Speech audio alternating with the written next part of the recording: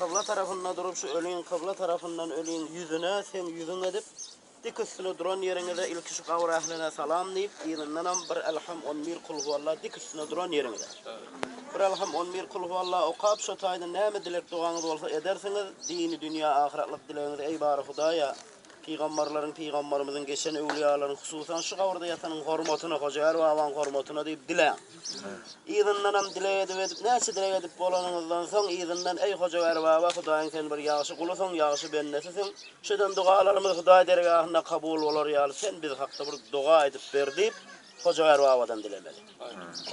Bir Ceriri diyen bir alim Peygamber aleyhisselam'ın dişinde var ya Resulullah aydiya ey Ceriri diye bir evliyanın başında bir adam yumurtka çakıp pişiresi muhtar. Ya bir koyun sagası muhtar. Bir azıcık vakitte bir 5-6 minut dolayan bir 3 minut dolayan. Şon dursan ey men Ceriri ben ummatum diye sen Huday tebarek ve taala bundan önki eden ehli kiçik günahlardan geçer diye. Şonda Ceriri alim soradı diye ya Resulullah şol evliya diyenin önüne oturmalı yani evliyan diri olsa mı ölü olsa mı diye. Sonra Resulullah da ha ölü olsun ha diri olsun. Şunun için inşallah varıp şonunda bir yankı işimiz var bir elham 11 kul huvallah okap 5 minut eğlenip bir dua dilek etsen inşallah şon huzuruna karşında durmaklığımız ehli günahlarımızı geçirecek zaten. Şunun için Allah kabul etsin ziyaretlerimizi. Evliyaların başında da hükmen dua dilek edin evliyaları araştırın hem dileğiniz kabul olur. Bismillahirrahmanirrahim. Elhamdülillahi Rabbil alemin. Vessalatu vesselamu ala Rasulina Muhammedin ve ala alihi ve ashabihi ecma'in. Yakınna Müslüman doğanlarımız bir videonu paylaştılar. Ol videonun içinde Müslüman doğanlar bir neçe İslam'a ters zatlar var. Bir neçe İslam'a ters düşünceler öğretiliyor ve bir neçe İslam'a ters hareketler var. Ol videoda bir kişi selleli, donlu, sakallı, daşında cemaat yığınap, olara Türkmençe kabir ziyareti barada gurrun beriyor ve ol gurrunun içinde kabir ziyaretini yanlış öğretiyor. Doğrular bilen yanlışları bulaştırıp yanlış öğretiyor. Şol video değişli Müslüman doğanlarımıza muhayiş ettiler. Düşündürmekliğimizi, açıklamaklığımızı hem näme şol dersimizde niyet ettik. Şol yerde aydıp geçilen kabir zatlara üns çekmek isledik. Maksadımız näme Müslüman doğanlar? Maksadımız şol. Ol video halkın içinde yayran ve bilmeyen, düşünmeyen kişiler ol videonu görüp şonun içindeki aydylan zatların hemmesi doğru deyip allanmagy mümkün. Ve şol yerdeki kabir hareketleri görüp şol hareketler diýmek näme ahun adam aýdýan bolsa, molla adam aýdýan bolsa, edýän bolsa bu zatlar dogry diýip düşünmek mümkin we ýalňyşlyga düşmekligi mümkin. Şonuň üçin birinji maksadymyz näme musulman doganlar? Şunu görjek kişiler şol ýalňyşlyklardan özlerini gorasynlar. İkinci zat näme musulman doganlar bu derslerden maksat, yani şol görýän, eşidýän ýalňyşlyklarymyzy hususan hem halk içinde ýaýran bolsa, açyklap, düşündirip bu bidgatçy mollalaryň aýdýan şüphelerine jogap berip gelýäs. Näme üçin? Her ahun, molla, pir, öwliya diýilýän kişiň hemme diýäni hak diýmek däldir. Kim bolsa bolsun, ne derejede ahun, alim, weli, pir, qary bolsun, ýalňyşyp bilýär, perişte däl. Ya on hemme diýeni kabul edip, hemme diýeni dogry diýip durar ýala kol peýgamber däl. Şonuň üçin musulman doganlar näme? Kur'an we sünnetden delil bolmasa, kim bolsa bolsun, her gepine inanmaly däl. Şu maksatlar bilen musulman doganlarymyza nasihat bolsun diýip näme? Şol meseleň üstüne durup geçmek isledik. Bu arada öňem aýtdym, men ýene bir ýatlatmak isleýän käbir doganlarymyz diýe, ol bidgatçylar barada aýdýaňyz, olar barada düşündirýäňiz aýbyny açmak bolmaýarmy, gıybaty bolmaýarmy? Musulman doganlar bidgatçyň gıybaty bolmaýar. Eger bir kişi halkyň öňüne geçip, halka dini ýalňyş öwredip duran bolsa, şol kişiň ýalňyşyny açyklamaklyk zerurdur, hukmandyr we onuň ol barada açyklamaklyk näme? Gıybat bolmaýar. Çünki näme olar öňe diýen ýalňyşlaryny dogry diýip halkyň öňüne çykyp çekinmän aýdyp oturýarlar. Haky bilýändiň boýunda düşýär şonu açyklamaklyk. We bunu açyklamakdan hem peýdalar we musulman onlar birinci peýda näme ýagşylyga buýurup ýamanlykdan gaýtarmaklyň bir görnüşi. Çünki ýanky diýişim ýalakka bilmeýän adamlar şol ýalňyşa allanmaz ýalak. İkinji şol kişilerin özlerine nasihat. Goý öz ýalňyşlaryny görüp, eşitip, pikirlensinler, düşünsinler näme? Hak ýola gelsinler. Açyk aýtmaklygymyň sebebi näme ol kişilere karşı? Çünki olar öz ýalňyşlaryny açyk ýaýradyp dururlar. Egerde bir ýerde bilinmän bir ýalňyşlyk goýberen bolsa da bilmän tötänden onda gidip özüne aýtsaňam bolardy. Bu dogrusy şol bolardy. Emma bu kişiler näme? Halkyň öňüne geçip, utanman, çekinmän, öz ýalňyşlaryny dogry diýip öwredýärler. Onda bu hilak insanlara karşı näme musulman doganlar? Bizem açyk gerek ýerine adyny aýdyp, gerek ýerine adyny aýtman, düşündirmekligimiz näme hukman bolup dur musulman doganlar. Indi geldik musulman doganlar ol videonun içinde diýilýän zatlara. Esasy ýalňyş ýerlerine üns çekýän. Ol videonun içinde diýä mazarstanlyga, gabrstanlyga ziýarata baranda diýä şeýle diýmeli gabryň başynda durup. Izinden dilek edip bolanyňdan soňra öle yüzleniň. Ey hoja erbaba, sen Allahyň ýagşy gulusyň, ýagşy bennesisin. Şu eden dileklerimizi Hudaý dergahynda kabul bolar ýaly sen biz hakda bir doga edip berdiýip hoja erbabadan dilemeli diýä. Şol kişiň sözü şol. Ondan ýa-da şunu gurrun barya. Bu birinji ýalňyşlygy. Şu ýalňyşlyk şu aýdan, ýa-ni aýdan gepiniň içinde. Ikinji ýalňyşlyk şu ýerde şunu gurrun barya. Diýä ol bir jeriri diýip alim Peýgamberimiz sallallahu aleyhi we sellemi düşünde görýä. Düşünde Peýgamberimiz oňa ey jeriri diýä bir adam bir öwliýäň başynda ýumurtka çakyp bişiresi muktar ýa-da bir goýun sagasy muktar azyjyk wagt bir küçmün diýä şonça wagt dursaň bir küçmündür bol kişiň öýde açyklap aýdy. Bir adam bir weliň başynda ýumurtka çakyp bişiresi muktar ýa-da bir goýun sagasy muktar bir azyjyk salym diýä dursaň diýä ey jeriri diýipdirmiş. Goýa Peýgamberimiz ol kişi düşünde ummatym sen Hudaý Taala mundan öňki eden kiçi günälerim geçer diýä. Şonda jeriri diýilýän alim soraýa ýa Rasulullah şol öwliýa diýýäniň öňünde oturmaly diýýäniň ölü bolsamy ýa diri bolsamy diýä. Ona Peýgamberimiz diýipdirmiş, hä ölü bolsun, hä diri bolsun diýä. Ondan soň izinden ýene bir zatlar diýýärdi bu videoda kişi şu zatlar diýä. Öwliýalaryň başynda hökman dilek edin, öwliýalary araja edin, hemme dileňiz kabul bolar diýä. Osaň näme gepini dowam edýär. İkinci üns çekjek yerim şul düş musulman dogonlar. Häzir yeri gelen onu biz näme giňişlerin üstüne durarys. Üçüncü bir ýalňyşlyk bir daýda gelip ona videoň soňunda elini uzatyp görüşä ellip elini uzatýar, bul hem golunu uzatýar, ýeňini. Bul bir mesele. Ýene bir mesele musulman dogonlar jemaatyň durandan epesli bölegi senan maşgala. Ene musulman dogonlar şul videodaky esasy 4 sanakka ýalňyşlyk we şu 4 zady üns çekmek isledim. Birincisi kabra barıp yatana yüzlenmek meselesi. Ey plan baba Allah'dan dilap ber diýmek meselesi. İkincisi düýşü delil tutup otyr we ol delil düýşü delil tutup otyr we ol düýşe esaslanyp nämemiş? Ölü bolsun, diri bolsun bir öwliýäň öňünde dursaň, kiçiňälen geçýärmiş diýär. Bu zat İslamda barmy ýokmy? Bir muňsyna durup geçeriz. Üçüncü mesele aýallar bilen näme zenanlar bilen elleşip salamlaşmak meselesi. Dördüncü mesele zenanlaryň gabr ziýaraty meselesi. Ina şu 4 mesele şul dersimizde üstüne durup geçeriz musulman dogonlar Allah Taala'nın tawfiqi bilen. Birinji musulman dogonlar asıl ýanky meselelere girmezden öň şunu bellep geçmek isleýän İslam dinimizde gabr ziýaratyna gitmek sowapdyr. Emma gabr ziýaraty sünnete görä, dogry tertibe görä bolmalydyr.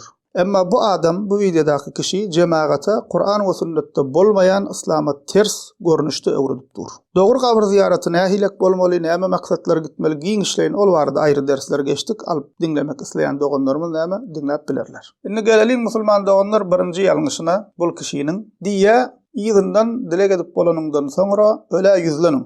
Ey hoja erbaba, sen Allahyň ýagşy gulusyň, ýagşy bennesisin. Şu eden dileklerimiz Hudaý dergahynda kabul bolar ýaly sen biz hakda bir doga edip berdiýip hoja erbabadan dilemeli diýär. Ýani halka näme öwredýär? Öle yüzlenmekligi, ölüden dilek etmekligi öwredýär. We öle näme dilep berdiýip yüzlenseň bolýar diýip näme şu düşünjäni berip durun insanlara. Musulman dogonlar ölüden dilek edip berdiýip dilemek, öle dilek edip berdiýip yüzlenmek Kur'an sünnete, ehli sünnet akidasyna ters ýörelgedir.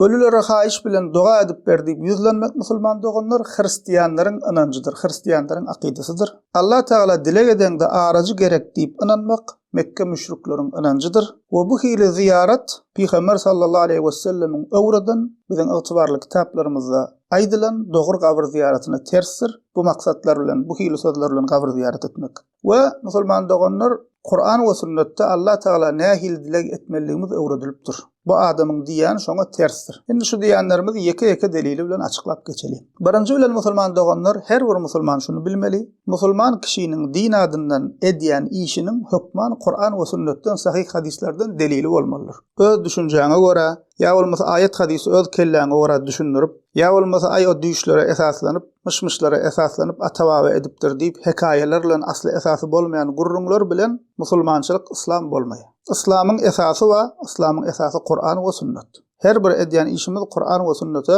esaslanyp delil esasynda etmeli. Bu hem men sözüm däl ýa bir ahynyň bir alymyň sözü däl. Hut Peýgamber sallallahu aleyhi we sellem öz bize tapşyryňlady. Peýgamber sallallahu aleyhi we sellem İmam Malik Muwatta'synda gelen hadisinde diýär: "Taraktu fikum emrayn lan tadillu ma tamassaktu bihima."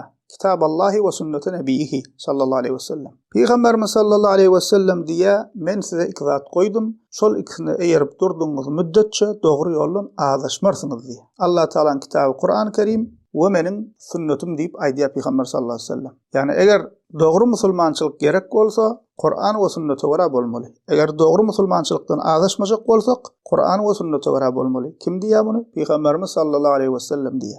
Näme diye? Len tazillu ma tamassaktu bihima. Şol ikisine yapışıp durduğunuz müddetçe doğru yoldan ağdaşmarsınız diye. Bu ikisine yapışmak, bu ikisine eğermek demek näme demek musulman dogunlar?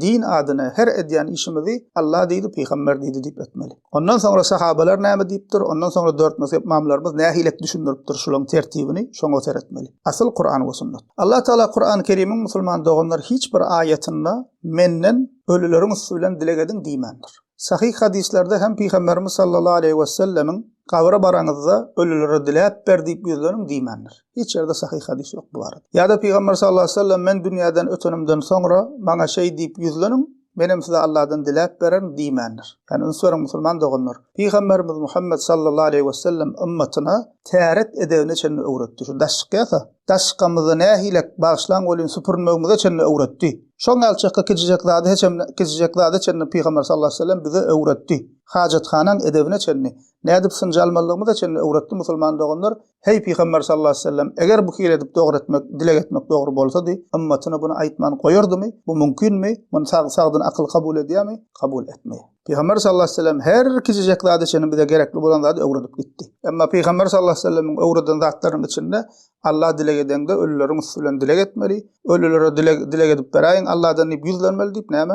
Dilegiň görnüşi ýok musulman dogunlar. Şu gepi diýenlere öle Allah Teala'dan diläp ber diýip ýüzlenmekle öwreden ýekeje ayet ýa-da ýekeje sahih hadis görköz diýin musulman dogunlar görköz bilmediler. Plan ahun ýalňyşýan bolma mümkin, men ýalňyşýan, plan alim ýalňyşýan, insan hemmemiz. Peygamberden gaýry, peygamberden başga her bir insan, hatda alimler hem näme ýalňyşyp bilýär. Emma dogry näme? Dogry Allah Teala'nın aýdany, Peygamber sallallahu aleyhi ve sellem'in diýeni. Bular şu öz mümkin dogry etjek bolup Wahhabi diýär, birdat diýär, bilmeýän adamyň aňyny bulan müjerred diýerler. Gep köpeldip durmaly däl. Ey plan kişi, ahun kim bolsa, o ahunaga mollaga diýen gepin çyny bolsa, näme Allah Teala'nın kitabyndan, Peygamber sallallahu aleyhi ve sellem'in sahih hadislerinden delil görköz. Ondan soň sahabalardan misal ber, sahih bar bolsa, ondan soň 4 mezhep imamlarymyz näme diýipdir bulan düşünürşi barada, Kur'an we sünnetten delil aýdyp öz kelläňe görä düşünürjek bolsa o da bolmaýar. Kur'an we sünnetten delil görköz, ondan soň näme dogry düşünürşini görköz biziň ähli sünnet ulamalarymyzyň 4 mezhebimiziň kitaplaryndan diýip näme soramaly. Ene şol kişilerden musulman dogunlar ölüden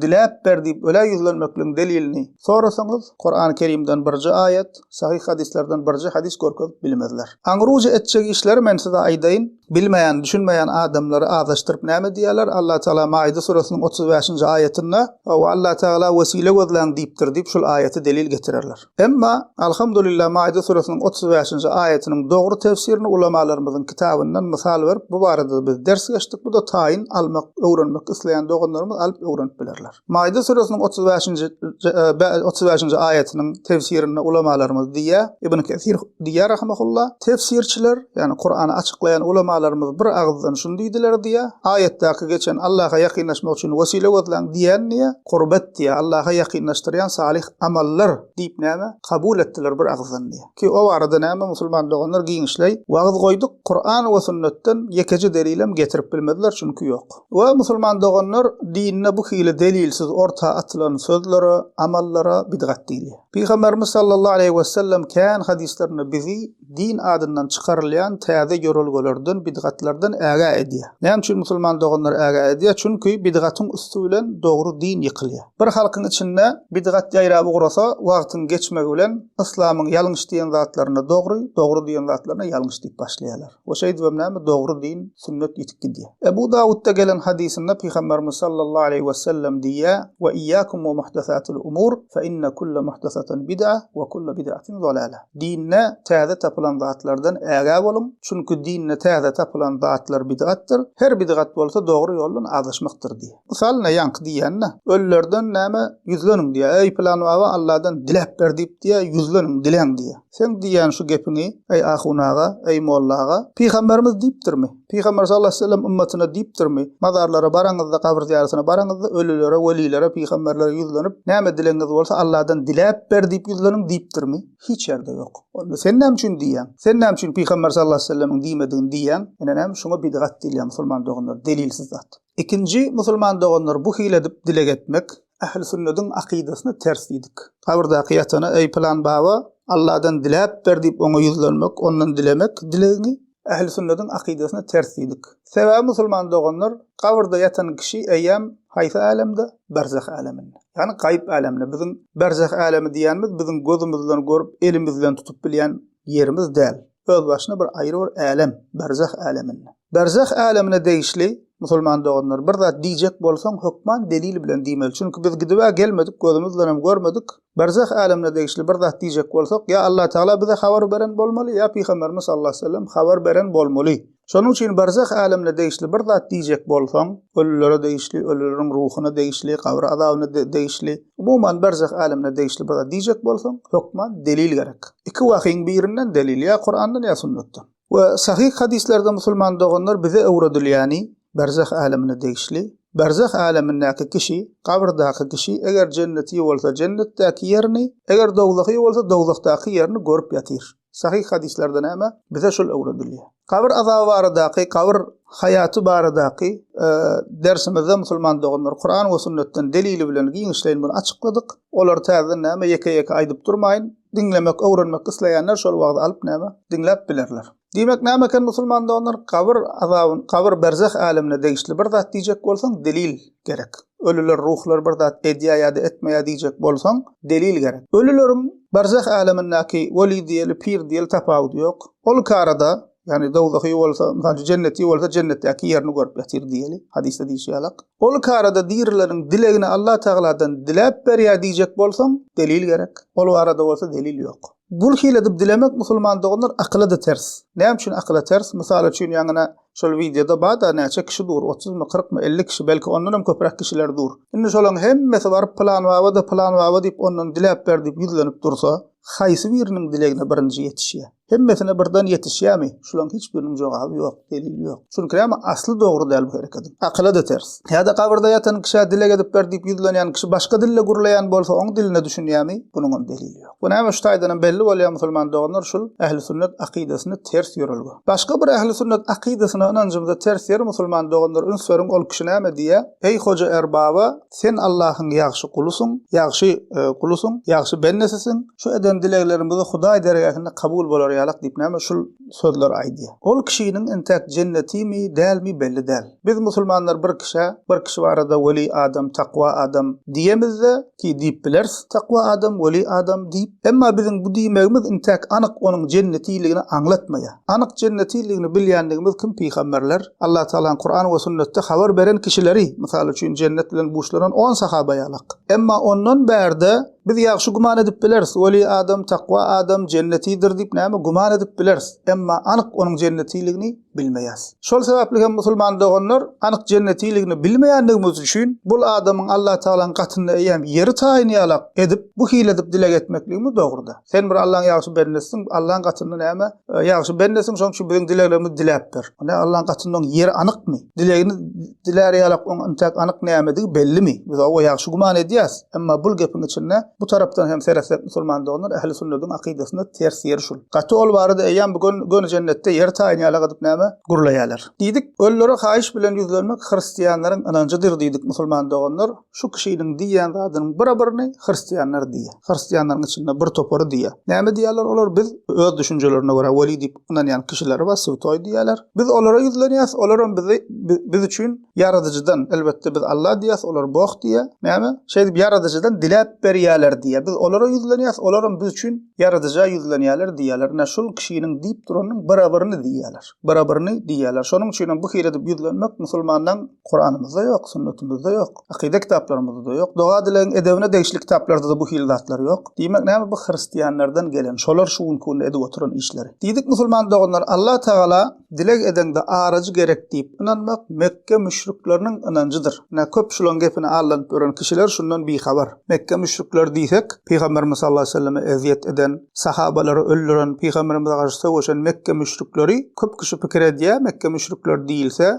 kafirler değilse Peygamberimizin dövründeki olar Allah'a inanmadı mı kadip pikir ediyorlar. Yok, musulmanlar tersine Mekke müşrikler Allah Teala inanyadılar. Alem cehanı yaradan dolandırıp duran rızk beryanın Allah Teala'dan biliyadiler. Kâben İbrahim aleyhisselamın oğlu İsmail aleyhisselamın Kur'an'ını ve Allah Teala ibadet etmek için kurulan ilkinci mescidini biliyadiler, tasdik ediyadiler. Hatta Mekke müşrikler musulman doğanlar özlerini dinler hasap ediyadiler. Bu biz Allah'a ibadet ediyaz diyadiler. Bu birinci mesele. Köp doğanlarımız şundan bir haber bilmeye Mekke müşrikler dese yaratıcını inkar ediyem kadiye. Ondan sonra yüzü çıkıyor. Neyim için bular butlara ibadet ediptirler? Yaratıcını tasdik ediyen bolsalar, Allah Teala'nın tasdik ediyen bolsalar neyim için butlara ibadet ediptirler? Kâben daşını 360 tane buttan ve başka yerlerde yine butlar boluptur. Olar musulman doğanlar öz butları barada Allah Teala bizim aramızdaki aracılar, şefaatçiler ve bize Allah'a yakin ediyenler deyip inanan ekenler. Delili nerede musulman doğan? Delili Kur'an-ı Kerim'de. Biz öz yanımızdan birden aydamız yok. Ya birinin düşünde gören zaten doğru yalağa edip halka gururun veremiz yok. Allah Teala'nın ayeti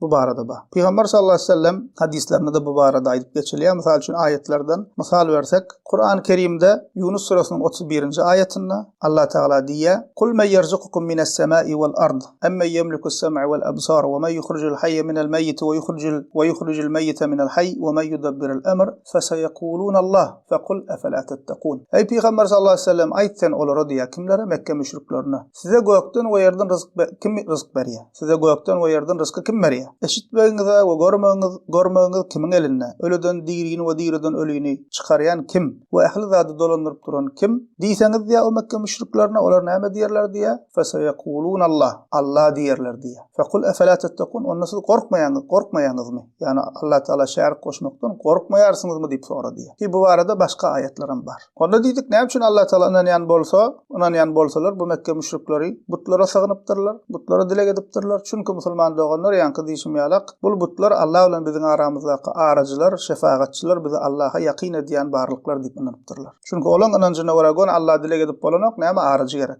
Mekke müşrikin inancına. Delili Kur'an-ı Kerim'de Zümer suresinin 3. ayetinde Allah Teala diye وَالَّذ۪ينَ اتَّخَذُوا مِنْ دُونِهِ اَوْلِيَا مَا نَعْبُدُهُمْ إِلَّا لِيُقَرِّبُونَ إِلَى اللّٰهِ زُلْفَى Allah Teala'dan başka özlerine evliya tutunayanlar ba diye. Neyme diyeler diye? Ol evliya tutunayan zatlar var arada, ol butlar var arada. Biz olara, bizi Allah'a yakinleştirsinler deyip ibadet ediyeriz diye. Yani ünsverim, neyim için olara butlarına sığınayalarmış, butlarına ibadet ediyalarmış, bizi Allah'a yakinleştirsinler. İlla liyukarribuna ilallahi zulfa. Bizi Allah'a has yakin etsinler. Maksatlar neyme? Allah'a yakinleşmek için şolara aracı tutunayan eken. Yine bir delil Yunus suresinin 18. ayetinde Allah Teala diye وَيَعْبُدُونَ مِنْ دُونِ اللّٰهِ مَا لَا يَضُرُّهُمْ وَلَا يَنْفَعُهُمْ وَيَقُولُونَ هَؤُلَاءِ شُفَعَاؤُنَا عِنْدَ اللّٰهِ Olar müşrikler Allah Teala'dan başka özlerine ziyan ve peyda berip bilmeyen zatlara ibadet ediyerler ve bular Allah Teala'nın katındaki bizim şefaatçilerimizdir diyorlar. Neyme diyorlar Mekke müşrikleri? Bu butlar şefaatçilerimiz bizim diye. Allah Teala aramızdaki şefaatçilerimiz deyip neyme aydiyalar deyip Allah Teala Kur'an-ı Kerim'de haber veriyor. Ki musulman doğanlar bundan sonra ehli derslerimize aydırlayan ayetleri Türkmenistan'ın müftülüğü tarafından tercüme edilen Kur'an-ı Kerim'e internetten yüklep alıp bilirsiniz. Türkmençe tercümesini özünüzden bakın, görün, okan. Başka dillerde de namdar tercümeler var, Orsça, Türkçe. O yerden hem okap özünüzden görüp bilirsiniz. Demek neyme musulman doğanlar? Mekke müşriklerinin buta çokunmaktaki asıl maksatları ol butları yaratıcı biz yaradan demeyadiler ol butlara. Olar neyme diyadiler? Bu butlar Allah Teala bizim aramızdaki aracılar, şefaatçiler bize Allah'a yakin ediyen varlıklar deyip inanyadılar. Demek Allah dilek edende aracı tutunun deyip kıyırıp durmakluk özünü Mekke müşriklerine menzetmektir. Çünkü Allah Teala dilek edende İslam'a göre aracı gerek derler. Nerede bolsanam Allah Teala bizi eşitip görüp dur. Ve dedik musulman doğanlar Peygamber bu hil edip kabir ziyareti etmeklik, bidgat görünüşünde kabir ziyareti etmeklik, Peygamberimiz sallallahu aleyhi ve sellem'in öğreden doğru kabir ziyaretine terstir dedik. Çünkü sahih hadislerde geliyor Peygamberimiz sallallahu aleyhi ve sellem bize kabir ziyaretini öğrediptir. Ve kabir ziyaretine baramızda neyme diyemelliğini öğrediptir.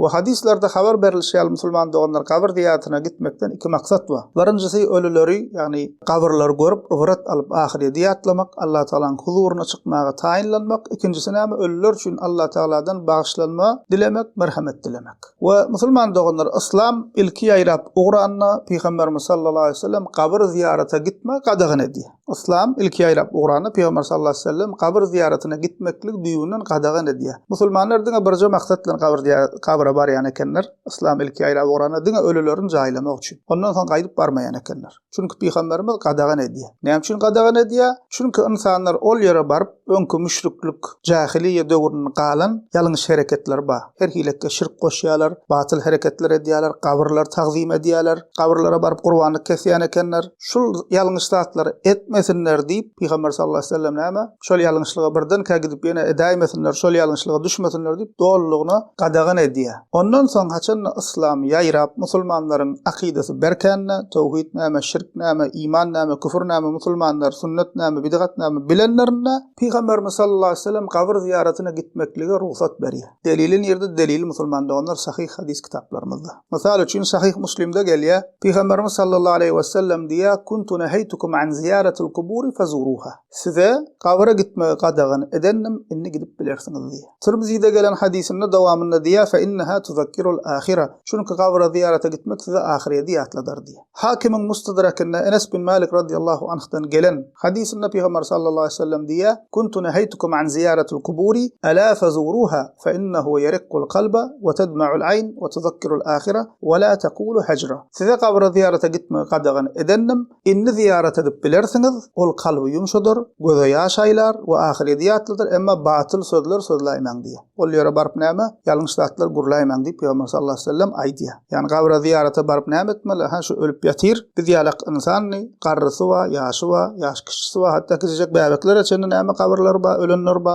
Ha diýmek näme bu dünýä geçici. Biz hem ahir soňumyz näme şu ýer, ahirki durulgamyz şu dünýäde şu ýer, şu topragyň aşagyna girmeli. Şol ýere girem soň men hasap bermeli diýip näme? Şeýdip özüň hasaba çekilýän ahireti ýatlanýan bir ýürek ýumşadyp göze ýaş aýlanýan ýer kabrstanlyk diýmek. O näme dileň bolsa diläber, näme isleň arzuň dilenýän ýer däl otak. O beý diýsen adam barjak kimse özüne är dilep ber, kimse özüne maşin dilep ber, kimse öý dilep ber, kimse şuňa meňdeş kynçylygyny gidilmegini dilep ber. Pikir edýär şol ýerik baryp şu dünýäwi bir zatlar dilenmelmika, şol isleg arzularyň hasyl bolýan ýerimi ka diýip pikir edýär insanlar. Sebäpkär kimine sebäpkär şuňa meňdeş akidesi bozuk bolýar. Insanlar sünnetde gelişi ýalakda ters ýalňyş zat öwredip insanlar ýalňyş tarapy urukdurýarlar. Ondan insanlar şeýdip ölülerden bir zat hantama boluşup ýörler. Eger de ölülen usulen bir zat bitýän bolsa da musulman dünýäsinde, İslam dünýäsinde bunça problemi bolmazdy. Emma adamlar näme? Käbir insanlar şol mazara gatnaýşýar, Allah Taala'nın öýü bolan mescitlere gitmeýärler. Şol ýürekleri şol ýerik bagly. Bir zat bolsa kabrstanlyga aglaýarlar. Sebäpkär kimine sebäpkär şol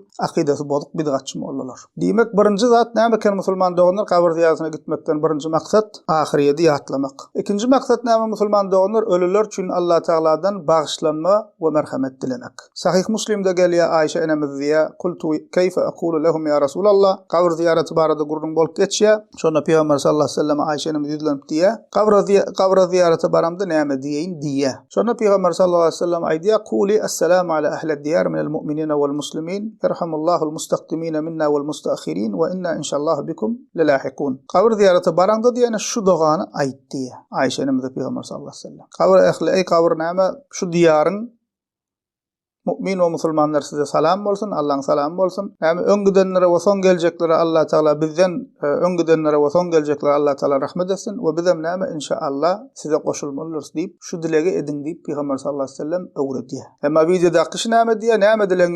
Näme dileňiz bolsa dilen we arjystyň plan we arjystyň diýip otur. Ama Peýgamber sallallahu aleyhi ve sellem beýdiýär. Peýgamber sallallahu aleyhi ve sellem ahireti ýatlan, ölüler üçin bagşlanma dilen diýipdir. We musulman doganlar kabr ziyareti barada gelen hadisleriň düşünürçlerine barsak, ygtybarly hadis kitaplarymyzyň hiç birinde şol adamyň diýeni ýok. Ölülen dilep berdiň, näme dileňiz bolsa, arzuňyz bolsa dilen, kabul bolar, oňarlat ýok. Mysal üçin Sahih Muslimde kabr ziyareti bölüminde kabr ziyareti barada hadisler gelenden soň ýa-da diýär İmam Muslim: "Ve fil hadisi delilun listihbabi ziyaratul kuburi vesselam ala ahliha ve'd-du'a lahum ve't-tarahhum aleyhim" diýär. Bu hadiste diýär, kabr ziyaretine gitmekligiň we ölülere salam bermekligiň we olar üçin Allah Taala'dan dilek etmekligiň, magfiret, rahmet dilemekligiň mustahaplygyny, sowaplygyny görkezýän delil badyr diýip aýdýar. Ya bolmasa başga bir misal Umdatul Qari, Sahih Muslim, Sahih Buhari hadis kitabyň düşünürçi ady Umdatul Qari, Şerh Sahih Buhari düşünürçi ýazan kim? Ahli sünnet imamlarından, alimlerden we Hanefi mezhebinden, öz mezhebimizden Bedruddin Ayni el-Hanefi. Kabir ziyareti barada gelen hadislerin sonuna şunu diýär: "Ve innema rukhsatuz ziyaratu lit-tezakkuri emril-ahire ve lil-i'tibari bimen maza ve lit-tezahhud fi'd-dunya." Kabir ziyaretine gitmek ruhsat berildi diýär, näme üçin? Ahireti ýatlamak üçin, ibret geçenlerden ibret almak üçin we lit-tezahhud fi'd-dunya. Şu dünýäň geçijiligini, panylygyny bilip, şonu ýatlamak üçin kabir ziyaretine gitmeklik ruhsat berildi diýip näme aýdýar. Emma şol düşündürişlerin hiç birine ölülerden dilen, isleg arzularınız bolsa dilen, o hillatlar gelmeýän musulman doganlar. Diýmek näme eken musulman doganlar? İslamda kabirstanlyk arzu isleglerini dilemäge gidilýän ýerdäl, kabirstanlyk ahireti ýatlamak üçin we ölüler üçin Allah Taala'dan bagşlanma, magfiret dilemek üçin gidilýän ýer. We Peýgamberimiz sallallahu aleyhi ve sellem kabira baranda näme diýmeli, näilek dilek etmeli, hemmesi sahih hadislerde bize öwredilipdir musulman doganlar. Emma näme? Ýanky bu bidgatçylyň berýän düşünjesine görä insanlar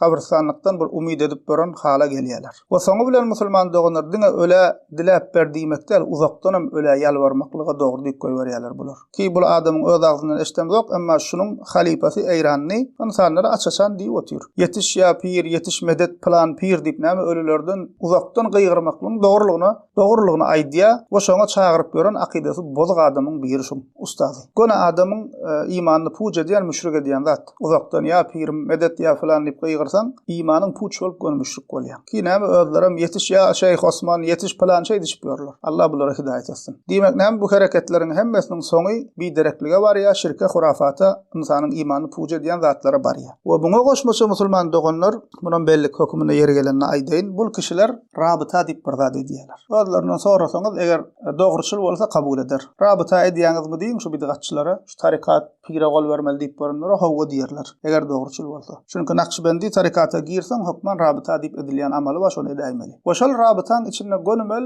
ölüden pirlerinden ýardam dileýärler. Gönümel şirk, gönümel uzakdan pirlerinden ýardam dileýärler we batyl zatlar aýdýarlar. Ol barada musulman doganlar ýörüýte biz açyklap bir musulman doganymyzyň soragyna jogap berdik. Hut öz gowur öwýän pirleriň kitabyndan rabitaň nämedigini we näme diýenliklerini we ýene de şolaň öz kabul edip boran alimleriň biriniň rabitaň küfürdigini aýdýanlygyny şol wagtymyzda aýtdyk, alyp dinläp bilersiňiz. We diýdik musulman doganlar, Kur'an we sünnetde musulman kişi dilegini, islegini gona Allah Taala'dan dilemeli. Allah Taala'dan dilek etmek üçin aracı gerek däl. Allah Taala bennelerine ýakyndyr. Allah Taala bizi bizden gowulýar. Mysal üçin Allah Taala'ň Rabbimizin sıfatlarından, käbir sıfatlarından näme? Käbir sıfatlarym nämedir? Eşitmek we görmek we ähli bilmek. Allah Taala'ň Rabbimizin kemsiz, kamil sıfatlary bar. Şolardan käbir nämedir? Eşitmek. Es-Semi' Allah Taala eşiduji. El-Basir Allah Taala näme görüji. El-Alim Allah Taala ähli biluji. Allah Taala mahlukatyny eşitip dur, görüp dur, hal ýagdaýyndan habardar we bilip dur. Kur'an-ı Kerimde Şura surasının 11. ayetinde diýär: Allah Taala leysa kemislihi şey ve huves-semi'ul basir. Onun meňzeşi ýokdur we ol eşidýändir we görýändir diýär. Ýene de şu suraň 12. ayetin ahirinde Allah Taala diýär: innehu bi kulli şeyin alim. Ol ähli zady bilýändir diýär. Yani Rabbimiz bizden habardar.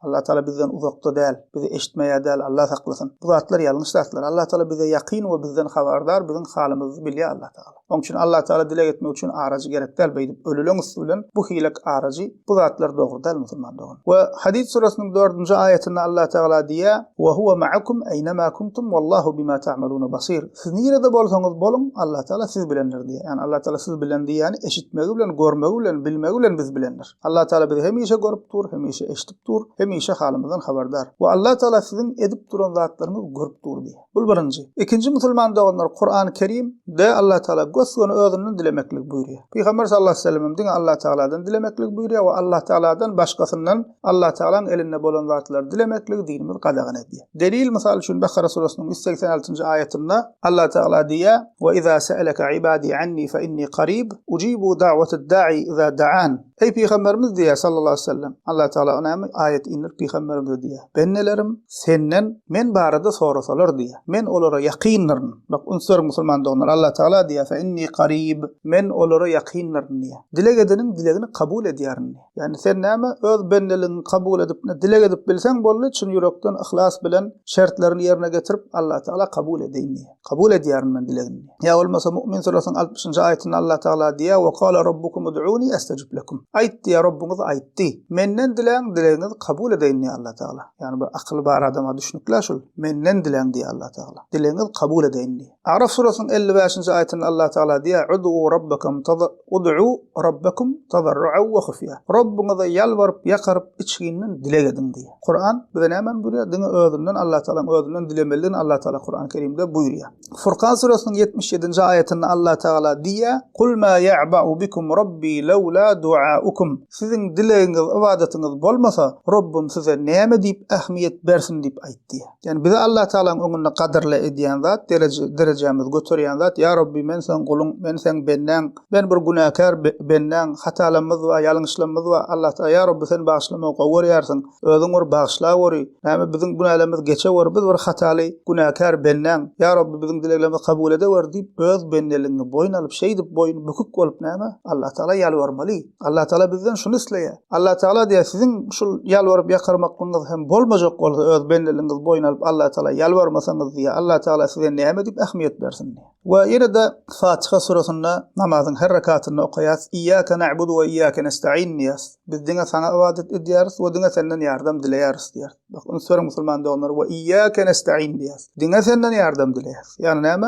Allah Teala'nın elinde bar zatlar biz dine Allah Teala'dan dileyeriz. Ama ondan sonra gidiyan namazda iyyâke na'budu ve iyyâke nesta'in yani sonra plan var yetişe var, plan var gora var deyip görsen ya da dilep para var deyip görsen bul näme? Bul ayeti ters Müslüman da onlar. Ve Kur'an-ı Kerim'de Allah Teala özünden başkalarına dilek eden müşrikler yazgyryp bize haber berip durşolardan. Näme üçin şol ayetlerde Allah Teala özünden başgasına dilek edenler yazgyryp bize haber berýär. Ey akıllı insanlar, ey imanlı adamlar, sizem şol ýalňyşlyga düşmän diýip aýdy Allah Teala. Mesela üçin Ahkaf surasının 5. ayetinde Allah Teala diýär: "Ve men azallu mimmen yed'u min dunillahi men la yestecibu lehu ila yawmil kıyameti ve hum an du'aihim gafilun." Allah Teala'dan başka özlerine kıyamete çen dilek edip ibadet edip dursalar da dilegine cevap vermeyeceklere dilek edýänden has adaşan kim bolup biler diye. Ve olar dilek edýänlerin dileginden bir haber diye. Yani Allah Teala misal berýär. Allah'tan gayrysynda sığınýandan has adaşan kim bolup biler diye. Ra'd surasının 14. ayetinde Ra'd surasının 14. ayetinde Allah Teala diýär: "Lehu da'watul hak vellezina yed'un min dunihi la yestecibun lehum bi şey'in illa kebasiti keffeyhi ila'l ma'i liyeblugha fa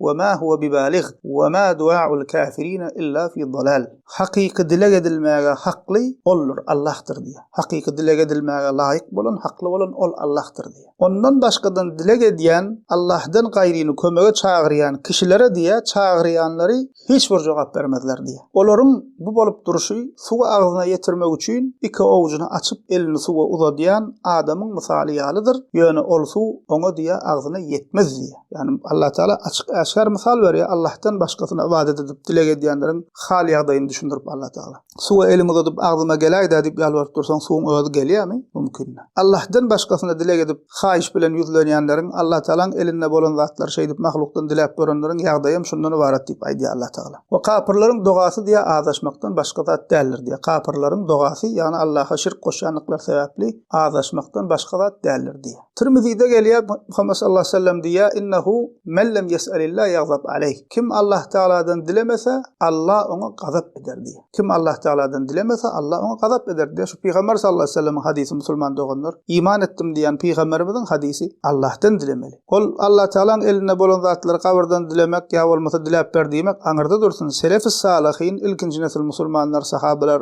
tabiinler, etbaat tabiin hatta dünýäwi zatlarda hem näme oňorsalar başgasyndan dilemejek bolupdylar ki bunu dilemeklikde hiç bir ziyan ýok. Dilep bilýän dünýäwi zatlarda bir-birine ýardamlaşmak golar. Emma şonu hem başarsa dilemejek bolupdyrlar. Ol Allah'ın eline zat başgasyndan dilemek aňyrda dursun. Şoň üçin riwayetlerde gelýär atyň üstünde oturýan kamçyň geri gaçdy näme diýär alyp berdiňi turup özüň alýar. Ayaqqabyň bagyjy dülse diýär näme? Şonu hem Allah'dan dile diýip näme? Hadis kitaplarymyzda şu riwayetler gelýär musulman doganlar. Ve Peygamberimiz sallallahu aleyhi ve sellem İbn Abbas'a nasihat edip diye "İza sa'alte fes'elillah ve iza ista'anta festa'in billah." Dilesen Allah'dan dile, yardım dileyecek bolsaň diňe Allah Teala'dan yardım sonra diye. Bunu yankı öle dilep berdiğime degişli aýtjaklarymyz. İkincisi musulman doganlar bu näme diýdi yankı kişi? Bir düş gurun var ya. Bir Ceriri diýen alim Peygamber sallallahu aleyhi ve sellem düşünde görýär. Düşünde Peygamberimiz ona ey Ceriri diýär. Bir adam bir öwliýän başynda ýumurtga şakyp pişiresi muktar ýa-da bir goýun sagasy muktar dursa, Allah Teala bundan öňki ähli eden küçük günahlarını geçirer diýe. Şonda Jerir diýipdir diýe. Jerir dilen alim soraya, ya Resulallah şol ewliya diýäniň öňünde oturmaly diýäniň ölü bolsam ya diri bolsam diýe. Peýgamberimiz näme diýen şoňa goýa? Ha ölü bolsun, ha diri bolsun diýe. We idýanyny bul kişi diýe, huzuruna, şonuň üçin huzuruna durmaklygymyz diýe ähli günahlarymyzy geçirjek zatdyr diýe. Ýani mazaryň öňünde durmaklygymyz ewliýalaryň ähli günahlarymyzy geçirjek zatdyr diýe. Şu hadise esaslanyp bul kişi ewliýalaryň başynda hukman dilek edin, ewliýalar araja edin, hemme dileňiz kabul eder diýe. We soň izinden ene kafir zatdyr gurrun bar. Diýmek nämekan? Bul kişiň gepine wara düýüşi delil gorkezýär we ol düýüşe esaslanyp bir amal ortaga çykaryp otur. Ol amalam näme musulman doganlar? Ölü bolsun, diri bolsun, ewliýan qaşynda öňünde dursaň, ähli kiçik günahlaryn geçýärmiş. Näme vermer şu yer. Şu gepinde düýüşi delil gorkezyp dur. Musulman doganlar islamda düýüş delil däldir. Düýüşe esaslanyp amal edilmeýär. Peýgamber sallallahu aleyhi ve sellem şeýle diýdi, insanlar sizem şeýle edin diýmek bolmaýar. Biz musulman doganlar düýüşlere wara amal etmeli däl, Qur'an we sünnete wara amal etmeli. İslamda düýüşiň delil bolmaýanlygyny musulman doganlar akydasy dogry bolan iň bärki azyjyk ilmli molla hem bilýär. Emma bu gurlap duran näme? Düýüşi delil gorkezyp dur. Hatda şiýgalar käbireçen islamda düýüşiň delil hujjat däldigini kabul edýärler. Şiýga şolar hem näme islamda düýüş hujjat däl, islamda düýüş delil hujjat däl diýip näme tasdiq edýärler. Emma bul kişi näme? Bul ýalňyş herekede düýüşi delil gorkezyp otur. Ki düýüş barada dogry garaýşymyz nähilek bolmaly. Ol barada biz düýüş barada dersimizde geçdik. Dinlemek isleýänler alyp dinläp bilerler. Düýüş hakdyr. Allah Teala tarapyndan gorkezilen düýüş we şeytanyň waswasasy oynamaklyk bolup bilýär. İnsanyň öz kellesinde galan pikiri bolup bilýär. Üç türlü düýüş we o dogry düýüş hem goranyň özüne degişlidir. Şoň özüne degişli käbir işaretler bolup biler. Şoň özü üçin käbir zatlar ýorgut edilinip bilinir. Emma başgasynyň goran düýüşi, hatda ewliya hem bolsa, şoň düýüşine esaslanyp islamda amal etmek bolmaýar. Ey ümmet sizem şeýdiň peýgamberimiz şeý diýdi diýmek bolmaýar. Düýünden batyl zat. Sebäbi musulman doganlar peýgamberimiz sallallahu aleyhi ve sellem hayatda diri wagty islam tamam boldy. Kamil din islam. Hiç bir oňa goşmaly, aýyrmaly, kemeltmeli zat galmady. Peýgamberimiz sallallahu aleyhi ve sellem bize Allah Teala'nın razylygyny näme gazandyrýar, hemmesini öwretdi.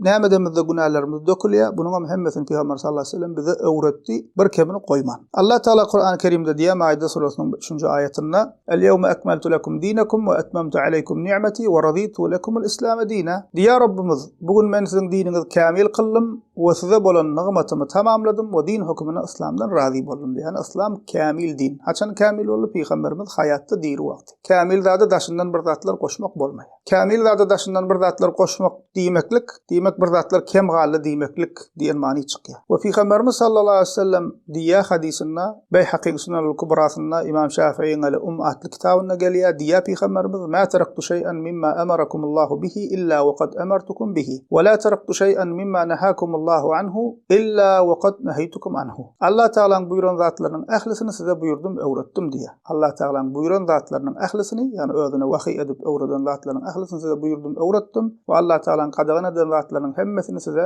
qadagan etdim diýär. Diýmek musulman doganlar islamda bir weliň öňünde dursaň günah dökülýär diýip inanç ýok. Düýünden batyllar islam akydasyna tersdir. Eger günah dökülmekligini isleýän bolsaň amal etmeli, Allah Teala tawba etmeli we bağışlanma dilemeli we küçük günahlarymyzyň bağışlanmaklygyna sebäp bolýan, kefaret bolýan amallar we olar hem Peýgamberimiz öwredipdir. Şol amallary etmeli. Emma barýan o kelläň sallap durýan gabryň öňünde nämemiş günah dökülýär. Bu batyl zat. We düýüşden delil bolmaýan musulman doganlar kim aýtsa aýtsyn islamda düýüşden delil bolmaýar. Bu da bir mesele. We ahyrky mesele musulman doganlar şol ýerde, şol videoda görenler bilýär, epesli zenanlardyr. Kän zenanlardyr. Bu islamda musulman doganlar zenandan gabr ziýaratynyň öň başga bir mesele we ýatdan çykmak ona maýdyk geçeli ýanky gepini aýdandan soň jemaatdan bir zenan çykyp gelip daýda ýaşulrak görşä elip elini uzadýar. Bu adamam elini uzadýar. Ol zenan maşgala hem soňra ýüzüne silýär. Endi şunu hem musulman doganlar eger bir halkyň öňünde şol hereket edilmedik bolsa da aýtmasagam boljakdy. Emma mejbur aýtmaly bolýar. Näme üçin bir sürü halkyň öňünde şu hereket bolup geçýär. Bu video hem halka ýaýran we bilmeýän kişiler görüp kiretjek diýmek. We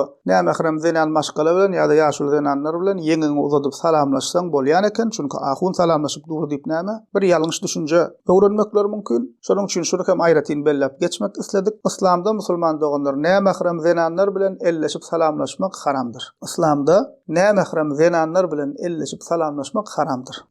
Tabarani'de gelýär Peygamberimiz sallallahu aleyhi ve sellem diýä: "La an yut'ana fi ra'si rajulin mikhyat min hadid hayrun min an yamassa imra'atan la tahillu lahu." Bir kişiniň özüne nämährem bolan zenana degmeginden diýä kellesine inge kaklan has gowdur diýip aýdýar Peygamberimiz sallallahu aleyhi ve sellem. İslam ýaýrap ugranda musulman doganlar, musulmanlar gelip Peygamberimize beýat kasam berýärdiler. Yani iman etdik, şirk goşjak däl, uly gunalar etjek däl, wepaly boljak diýip beýat kasam berýärdiler. Bu musulman erkekler Peygamberimize kasam berenlerine Peygamber sallallahu aleyhi ve sellem'in elini tutup kasam berýärdiler. O Peygamber sallallahu aleyhi ve sellem olan kasamlaryny, beýatlaryny kabul edýärdi. Şonda zenan sahabalar hem gelýärler Peygamber sallallahu aleyhi ve sellem'e kasam we beýat bermäge. We erkeklerin kasam berşýalim kadyp pikir edýärler. Yani Peygamberimizin zenanlar hem elini tutup kasam berbelmeke diýýärler. Şonda Peygamber sallallahu aleyhi ve sellem näme diýär ol zenanlara? İmam Ahmed'in musnadynda gelýär bu hadis. İnni la usafihun nisa. Innama qawli li mi'ati imra'atin ka qawli li imra'atin wahida. Men zenanlar bilen elleşmeýärin. Meniň zenanlara kasam berimdäki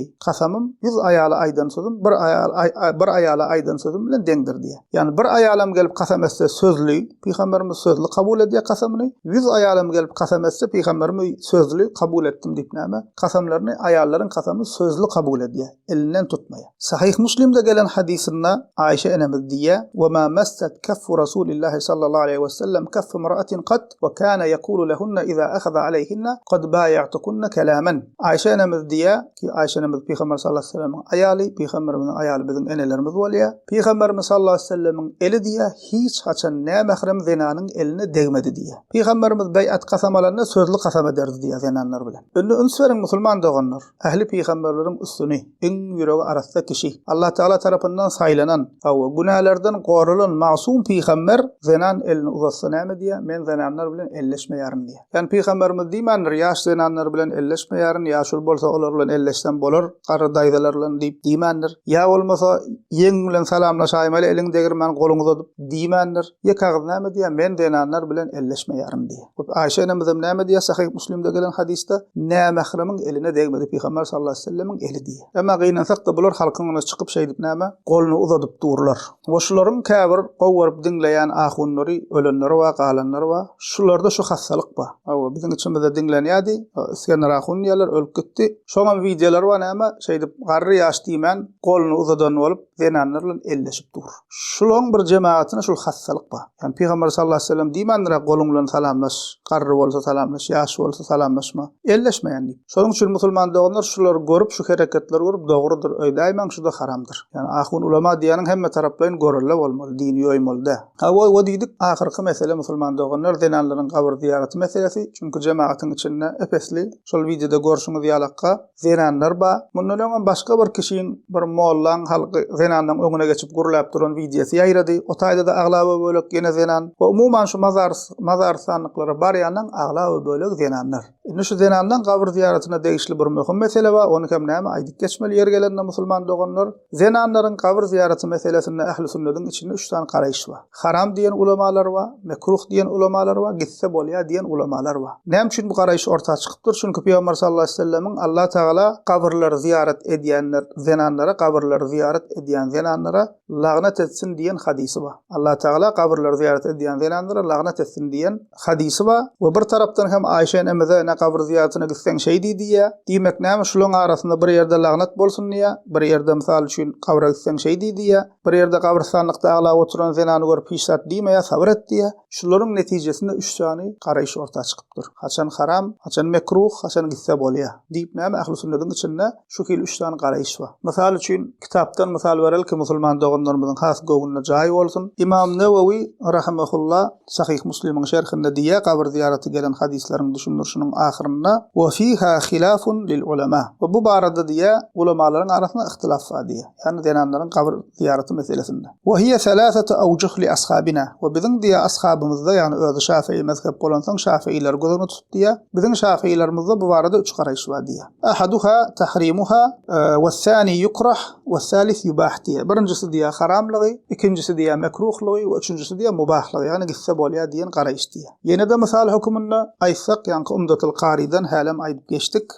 Bedruddin Ayni rahimehullah diye ki Bedruddin Ayni rahimehullah'ın özü Hanefi mezhepten ve mekruh hatta haram dip aydiya. Misal üçün diye mekruh ve haram diyen garaýşda diye Bedruddin Ayni rahimehullah ve laqad kariha aktharul ulema'i khurujuhunna ila as-salawati fe kayfa ila al-maqabir. Ulamaların diye köp bölegi diye zenanların 5 wagt namaza mescide cemaate barmaklığını diye mekruh gördüler diye. Ne edip kabristana gitmeklik doğru bolsun diye. Ki bizim Hanefi mezhebinin fıkıh kitaplarımızda aýdylýar, hususan hem ýaş bolsa, fitne fesat doğru bolsa, fitne fesat artan bolsa, zenanların diye 5 wagt namaza mescide cemaate barmaklığı mekruh diýerler. Bedruddin Ayni hem diye mescide 5 wagt namaza gitmeklerini ulamaların köp bölegi mekruh görüpdir. Ne edip kabra gitmekleri doğru bolsun diye. Ve bunun üstesine yine izinden وما أظن السقوط فرض الجمعة عليهن إلا دليلا على إمساكهن عن الخروج فيما عدها. Zenanlara diye cuma namaza gitmekliğin farzlığının zenanlardan ayrılmaklığı diye ondan başka yerlere gitmeli değerliğinin ondan başka yerlere gitmekten alıp koymalılığının delili deyip mənim pikir ediyen. Çünkü bilýäňiz musulman doğanlar zenan doğanlarımızda cuma namaza gitmeklik farz değil. Bedruddin Ayni hem deyip durna eger cuma namaza gitmek farz değil olsa ondan galan yerik gereksiz yerlerik gitmeklerine päsgel bolmaly ruhsat bermeli değil diye. Gereksiz zarurat bolmasa. Ve yine de şul barada düşündürşüň soňlaryna diye ve hasulul kelami gepin gysgasy diye min haza kullihi bul aýdylanlarymyzyň hemmesinden jemi gepin gysgasy enne ziyaratul kubur makruhatun lin-nisa bel haramun fi haza zaman. Zenanlaryň diye kabir ziyaretine gitmeklik mekruhdur diye. Hatta şu döwürde diye haramdır diye. Şu döwürde diýen haçan Bedruddin Ayni musulman doğanlar haçan ýaşap geçen Hicri 855-nji ýylda dünýäden gaýdy. Mundan näçe ýyl öň döwür üçin näme diýip otur? Şu döwürde haram diýe. Biziň döwürimiz görese näme diýerdi Allahu alam. Diýmek näme musulman doğanlar gepimiz jemlesek,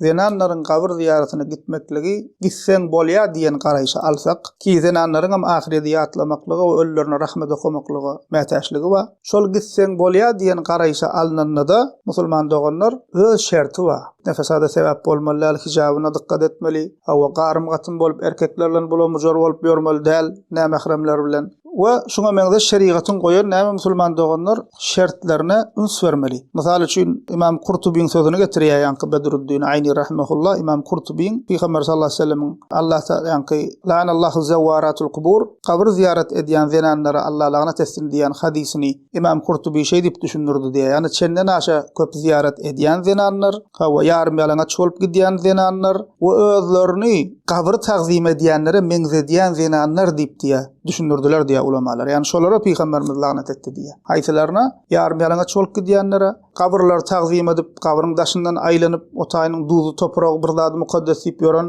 ondan soň ýa bolmasa otaýlaryň topragyny daşyň ýüzüne silip ýören, ýani kabir tagzim edýänler. Şularyň hemmesi kabir tagzim etmek. Ýa bolmasa ölüýüni Allah bilen öz arasyna araja edýänler Peygamberimiz diye şo hileklere näme lanet etdi diye. Diýmek halkyň ona geçip gidiberin diýip hezillik barýalaga diýip näme dileňiz bolsa dileberin diýip bu şekilde gurrun bermeli däl, bu ýalňyş. Ulamalarymyzyň diýeni diýmeli. Gitjegen bolsaň öz şerti we şol şertlere laýyklykda gitmeli. Ve İmam Bedruddin Ayniň diýişi ýalakka kabra gitmeň esas hikmeti näme diýe? Hikmeti ahireti ýatlamak diýe. Şol maksatlar bilen gitmeli musulman doganlar. Şuňa da näme dikkat etmeli? Eger ahun ulama bolsak, halkyň ona geçip hak ýetirjek bolsak, dogry ýetirmeli. Öz isleýişiň ýalak, öz düşünşiň ýalak dini ýoýup öz düşünjäňi öňe sürmeli däl. Allah we Rasulüniň diýenini halka öwretmeli, ulamalarymyzyň diýenini öwretmeli. Musulman doganlar gepimiziň soňunda şunu diýjek, şu hili ölüler araçy etmeli, kabra gidip dilek etmeli, näme dilegiň bolsa şol ýerde dilemeli diýip ýören, düýüşler delil tutunup ýören, öwliýanyna dursan günahň dökülýär diýip ýören şu hili kişilerden täwbe edýänçäler äge bolun. Haçan bular